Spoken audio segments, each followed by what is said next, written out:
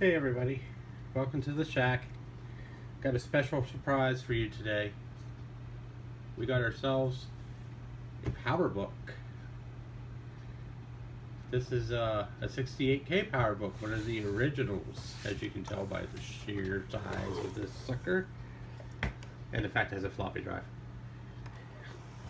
So we got ourselves a PowerBook 165.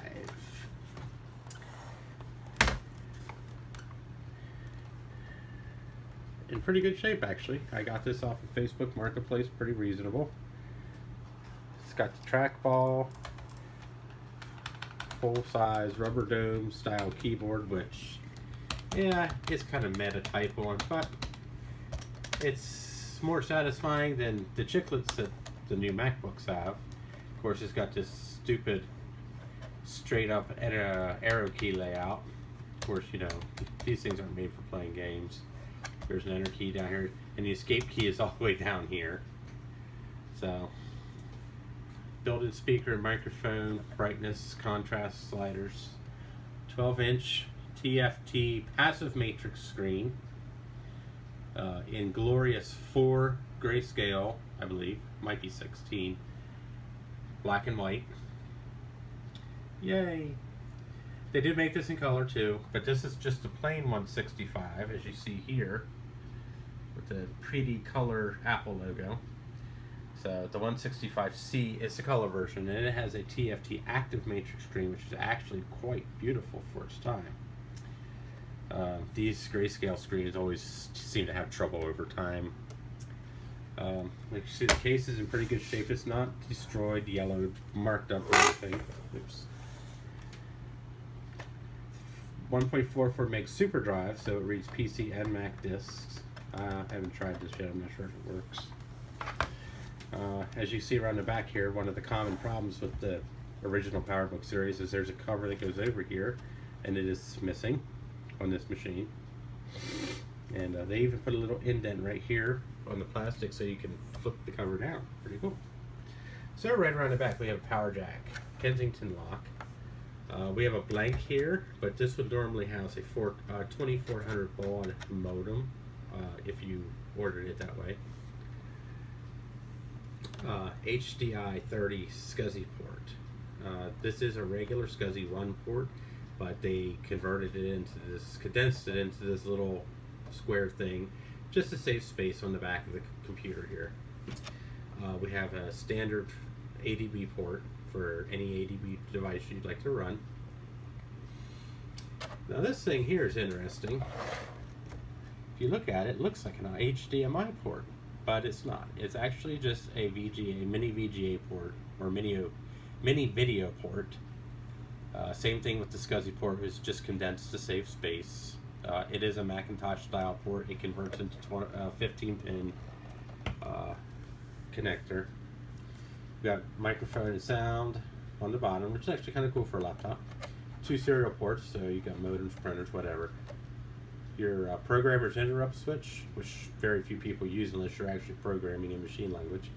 A reset switch, and the power button, which is on the back and not on the keyboard. And then you see there's feet on it too. You can actually adjust these. Whoops, cat hair. You know, turn them on or off. There's no like middle ground. It's upside down, but there's the PowerBook sticker. Apparently this belonged to the Department of Education at some point in time. And then on this side, this is where the battery would go. These use a standard nickel cadmium battery. It's good for 2.5 or so hours of use. Not horrible, pretty decent for the time actually. So this was one of the last. This was the last 68030 based PowerBook that was made. The next PowerBook after this was the PowerBook 500 series, the Blackbirds, which were totally different design. They were the first ones to have trackpads. The 520 and the 540 both had active matrix black and white screens versus the passive matrix. On this one, you'll see what I mean by passive. I'll show you a demonstration of what it looks like. They had 13-inch screens. They had dual battery. I mean, they had all kinds of. It was a totally different bird. It wasn't even close to this thing. But this is a 68030. It's running at 33 megahertz. So it's actually, in some ways, it's faster than a Macintosh 2 Ci. I think it's more equivalent to a Macintosh 2 Vi, but off the top of my head, I can't recall. There is no 6882 floating point unit in it, so and there is no expandability for one. Stock, it came with 4 megs of memory and either a 40 or an 80 megabyte, and yes, I'm saying megabyte hard drive. So, you know, pretty low spec by today. Pretty meh for the time, but laptops were always technologically further behind than desktops, so, you know, we're going to plug her in because obviously the battery is no good. If the battery was any good, I'd be amazed. Actually, the battery needs to be rebuilt. It's actually starting to blow up a little bit. So I'm just going to open her up and put the phone down. Prada's saying hi, by the way. And I actually got a little tripod now, so hopefully this will be a little better than it's been. And power up.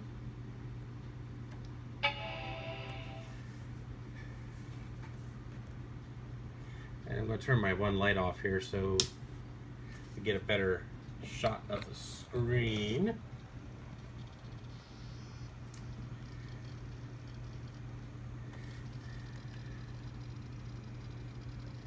There we go. That's pretty good.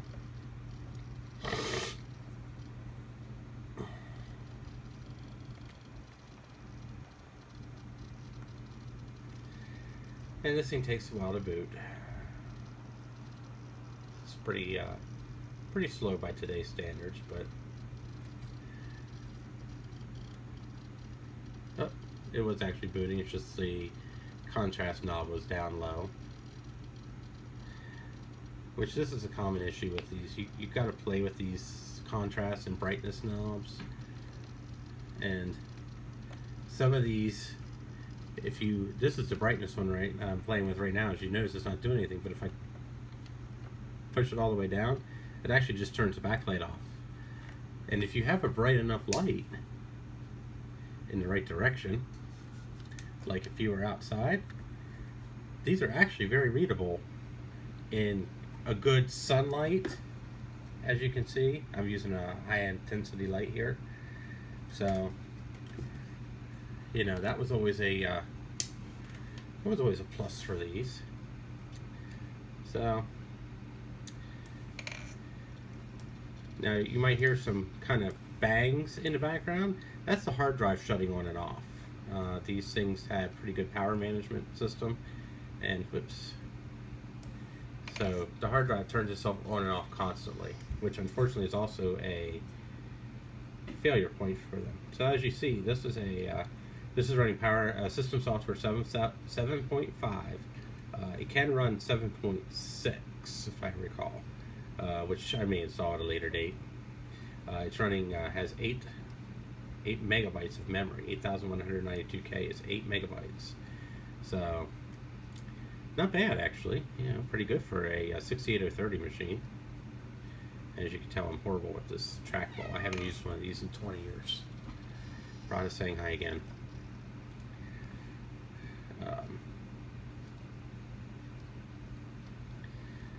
I do have a mouse, but the mouse honestly doesn't work all too great, and this trackball really needs a lot of work. These things are notorious for getting kind of gooky and nasty, which is one of the reasons they went away with the trackballs.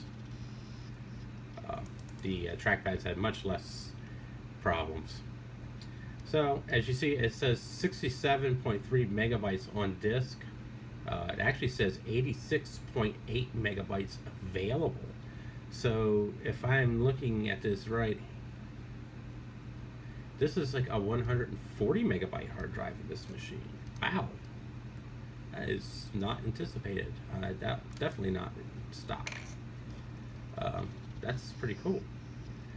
This uses a SCSI hard drive. They're actually very difficult to replace nowadays. So if you ever find these and the hard drives are dead, be prepared to kill yourself trying to find something to replace it, because yeah, not going to happen too easily. So as you'll see, the hard drive is not, or I'm sorry, not the hard drive, the display is not the greatest. It is definitely showing, you see right in here, is showing lots of artifacting and ghosting. This is very typical of the passive matrix displays. And these displays just get worse and worse as they get older. I think they're made by Sony. They're still usable in this condition. It's just, you know, it's kind of annoying. That's all. So we're going to look at ClarisWorks 4, which I believe is the last version for the 68K. And as you can see, it's actually pretty peppy, you know, considering. And for those who are uninitiated, ClarisWorks was basically a all-in-one, kind of like Microsoft Works. But if you see right here, you see the ghosting and artifacting really, really, really well on this display here.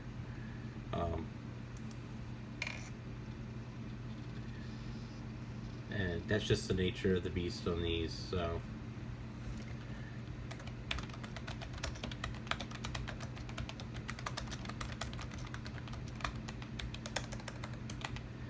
as you see, the keyboard works quite well. I'm surprised, actually. They're not exactly known for, you know, reliability in the long term. You know, they're good for about 10 or 15 years, but the machine is 25 years old. You'll see up here in the corner it has a little caps lock indicator.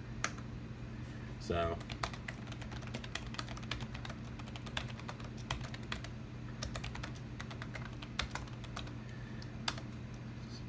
yeah, it works pretty good. It brings back a lot of memories. Touch typing on one of these. I used to use one of these on a regular basis when I was in high school.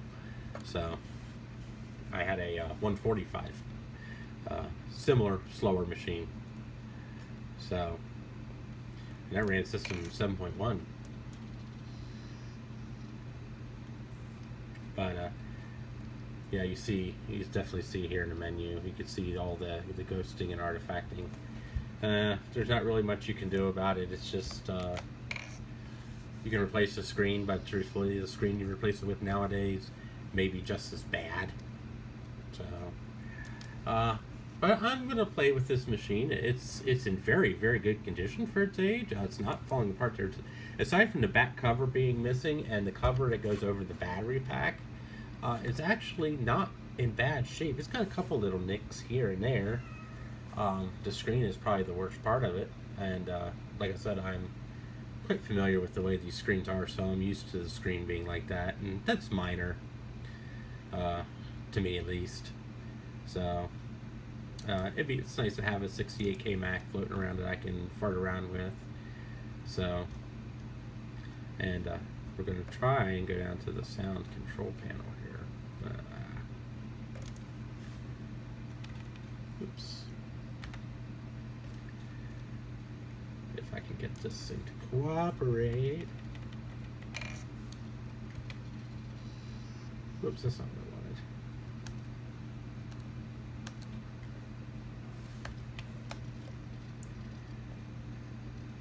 And here we got sounds. Eep. And we're going to eep ourselves to death. Eep, eep, eep. So, I plan on doing some more work with this in the future. I need to get some more software and stuff on it. I'm going to have to see if the floppy drive works. I'm going to shut it down here once, and then I'm going to reboot it and show you what it looks like when it's starting up here.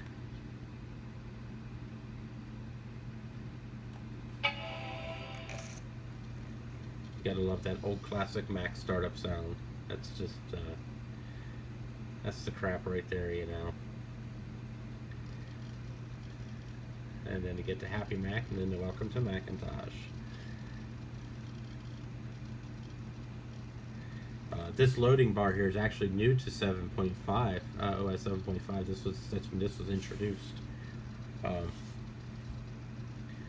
They started doing this because people were saying, "Oh my gosh, it takes my computer so long to boot. I don't know if it's locked up or if it's just sitting there." Or so they put a loading bar in to kind of show people it's actually starting up. You know, which I thought was kind of cool. So, but there it is. It's actually pretty peppy for, you know, its age. It boots rather well, and it actually runs stuff pretty well. I plan on doing more with it here in the future. You know, and I'd like to see if I can get a video adapter port. So if you actually output on the video adapter, it will display. It does actually display color externally. It just does not do it. The screen's not color internally, so it just won't do it internally. And I'm thinking it's a 4 grayscale. Oh no, it's actually a 16 grayscale monitor. So that's actually not bad. This is 4, and you can see a difference. And then if you go straight to black and white, which now this is pretty ubiquitous of like an SE30 right here, you know, doesn't really look much different. But when you go back to 16, it definitely, you know, definitely makes a difference. And then you can go to color, and it's not going to do anything because it's only a black and white monitor, you know. So, but yeah, 16 grayscale is actually pretty acceptable.